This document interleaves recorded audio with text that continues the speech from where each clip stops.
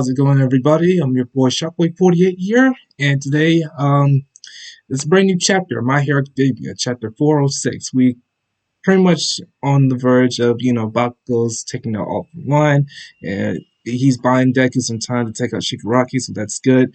But honestly, this battle's going quite dramatically at this point. So, as of right now, we're seeing that Bakugo is really have faith that he can actually take out All For One because right now All For One's getting desperate, he's getting angry, he's getting very emotional. So I mean, but I don't know how long Bakugo's gonna last in this fight, but I'm pretty sure he's doing the best he can to stop him to, keep All For One at bay to keep him away from Shigaraki. So it's going well, very well. So let's go and jump right in and see what this chapter is all about. I mean, it's 406, more the merrier. Let's see.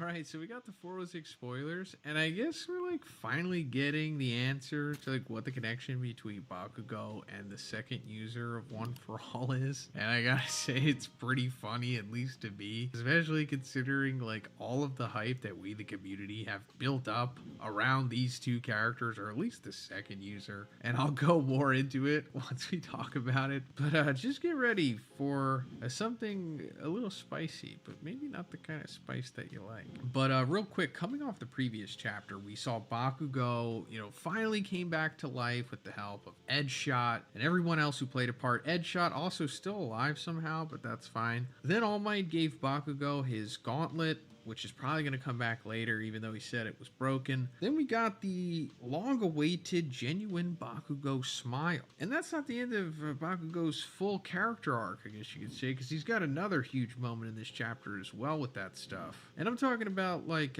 borderline Flanderization stuff, but not quite there yet. Then he, went after All For One, gripped up his head, and then, hit him with this massive explosion. And that's where the chapter ended. So coming into this chapter, we get an update on the battlefield. The hospital battle is over and the wounded are being treated. The Nomu in Okotu Island has been defeated.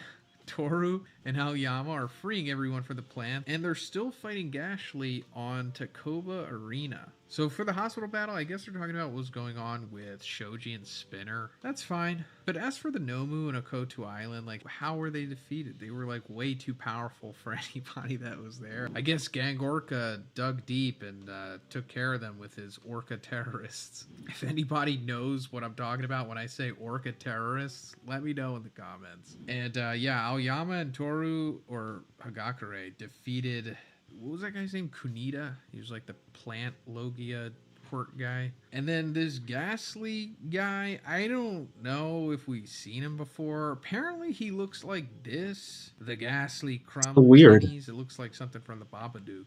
But apparently he's fighting against Ryukyu and Ojiro. So I guess that's going to be another fight that's going to be off screen. Then we come back to it eventually. I don't know. Hound Dog and Ketsubutsu folks have captured Skeptic.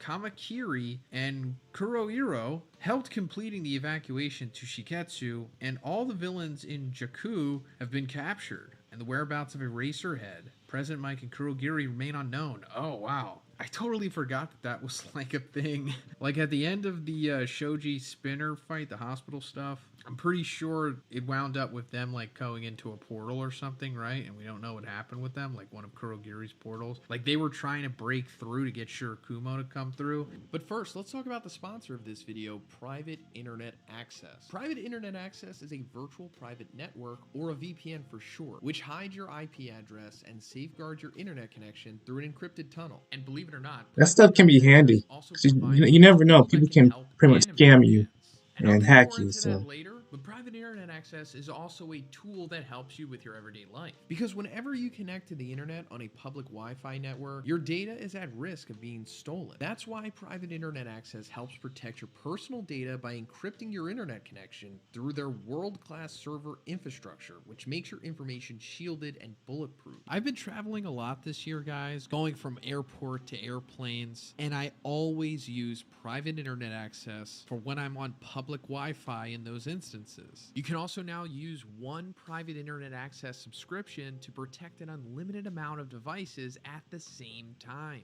But that's not all, because private internet access also allows you to access region-restricted content from all over the world. Guys, we all love anime on this channel, and streaming services are notorious for region blocking certain anime. But you don't have to worry about that anymore, because private internet access helps you overcome these restrictions by giving you the option to change your IP address to one of their 84 countries to choose from, as well as all 50 US states, allowing you to gain access to websites and services that are only available in those locations. So now we can finally catch new episodes of the Big Three Shonen series on Netflix, something that we were never able to do before. Guys, watching anime on streaming services without private internet access is like paying for a season pass in a game, but only getting a fraction of the DLCs. So guys, you can get private internet access by clicking my link in the description. And by doing that, you're also going to get an 83% discount on private internet access. That's just $2.03 a month. And you'll also get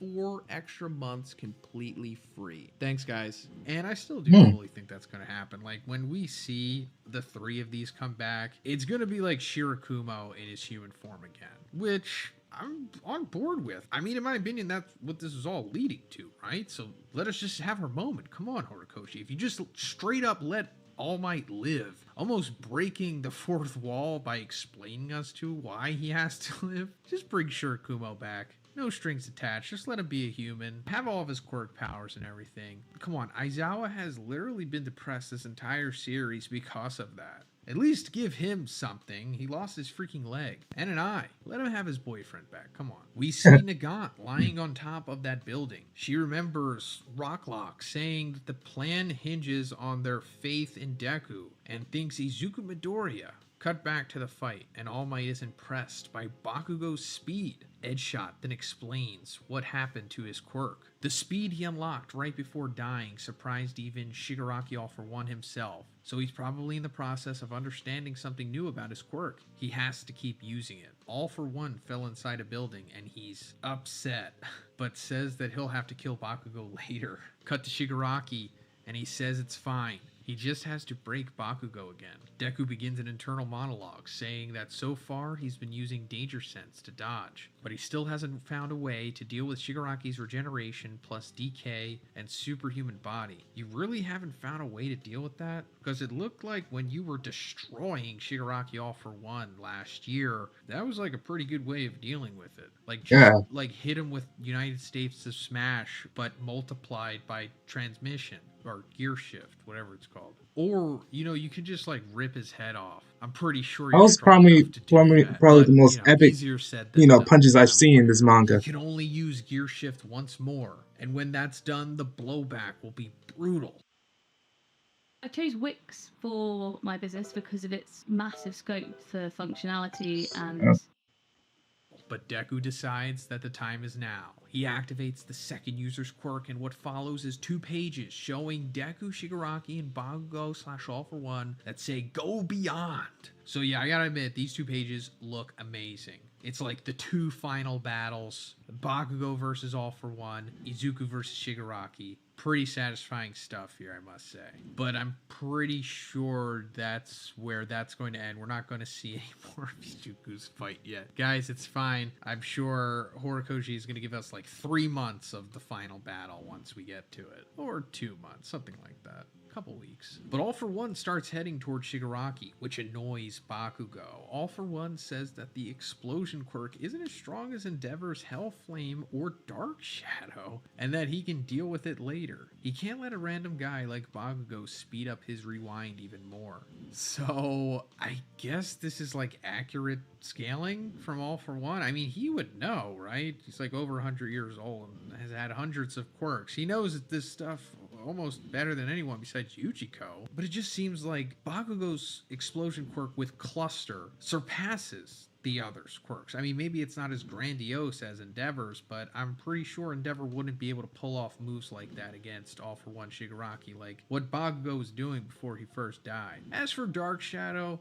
debatable. I mean, he did become a freaking kaiju, but it is like an awful matchup for Bakugo. If you remember when they fought in the sports festival, Bakugo low diffed him because of the light that the explosions can generate. But Bakugo finally gets it. Pain is the key. When the sweat that should be coming from his hand runs all over his body, the pain is excruciating. He has to pinpoint where it hurts the most and master the timing in order to unleash stronger explosion. Bakugo is flying as fast as All for One. He's hitting the ground several times and feeling pain, but at the same time he's laughing and impressed by his own speed. He thinks back to when he wondered if he could still catch up to Izuku, but now he feels he even surpasses him. I don't know about that, Bakugo.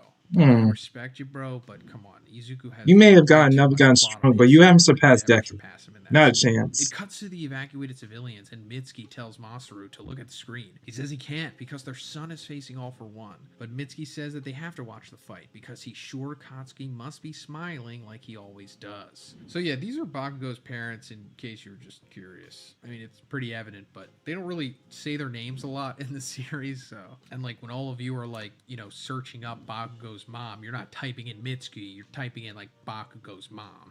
All for One is baffled. Why is this random guy making him angrier than All Might? And that's when it clicks. It's because he looks like the second One for All user. If you're looking for Yoichi, Mr. Demon Lord, he's already gone. You killed him, says the second in a flashback. And that's why he's so angry. If the second user hadn't reached his hand to Yoichi, none of this would have happened. It's all your fault, Kudo, shouts All for One. Are you getting senile? I'm the one and only Kacchan Bakugo. End of chapter. So that's what I was talking about in the beginning. Another big, you could call it a character arc moment for Bakugo. Is this like the first time he refers to himself as Kacchan? Kacchan, by the way, is like Izuku's pet name for Bakugo. I mean, maybe, I don't know, in like a light novel or something, he says it. I don't know. But to the best of my memory, I think this is like the big moment. And of course, fitting, you know, it's the end of the series. But let's get to the big thing here.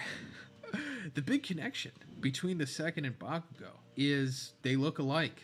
That was what caused us to have all of these they do look theories similar. in the first place. And I wonder if Horikoshi did have something in mind for the second user, and then he just decided to change it because, I don't know, he felt that it would have hurt the story or something. I'm not saying time travel stuff. I know that was like the big pop of times like 4 years ago. Because, you know, the silhouette looked exactly like Bakugo. To be honest, the second user does look like Bakugo, but like severe I wouldn't say that's actually Bakugo. Where it's just, yeah, they just look similar. That's it. It's just a coincidence. There's no connection. There's nothing. It's just he kind of looks like Bakugo, and it reminds All for One of that. So he gets upset because the second user, whose name we're getting in this chapter, Kudo, which apparently could mean Karu, to drive a car, driving force, whatever. But, you know, it obviously relates to his quirk, Gear Shift. So I guess he was the one who started the One for All lineage, right? I mean, Yoichi obviously was the first one to have One for All inadvertently, but I guess if Kudo,